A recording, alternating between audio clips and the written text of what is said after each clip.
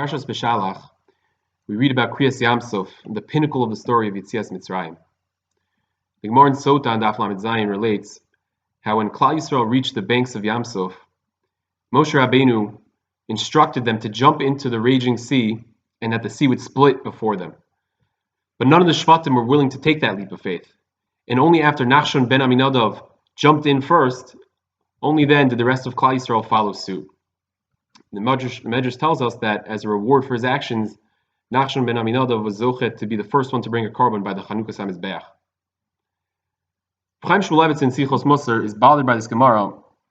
He asks, we find that ever since the beginning of the Jewish people, ever since Akedas Yitzchak, Jews have always been able to exhibit the midah Mesiras Nefesh in order to the ability to give up their lives and to die al Kiddush Hashem.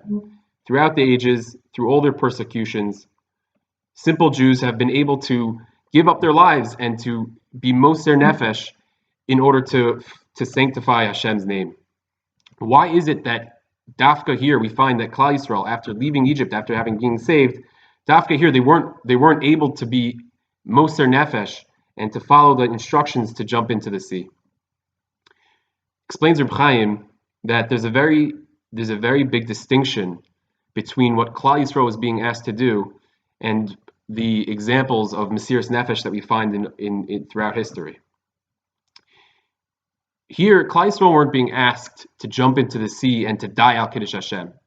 That they might have been able to do, and they probably would have been able to do.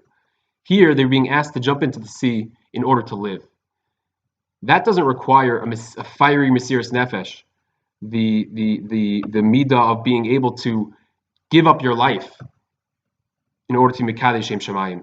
That requires the midah of bitachon, the ability to give up control, to say, I am going to do what Hashem wants, and I'm going to do the right thing, and whatever comes out of that, that is what's the best.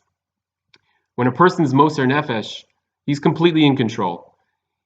Obviously, it's a very high level, and it's a very lofty and praiseworthy thing.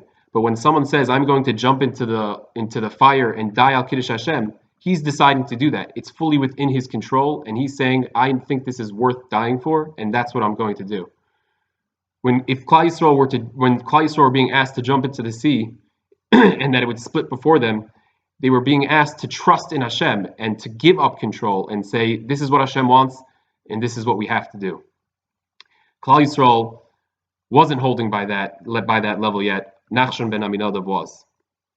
But eventually we find that this was the purpose of the 40 years in the desert, to build up this midah of bitachon.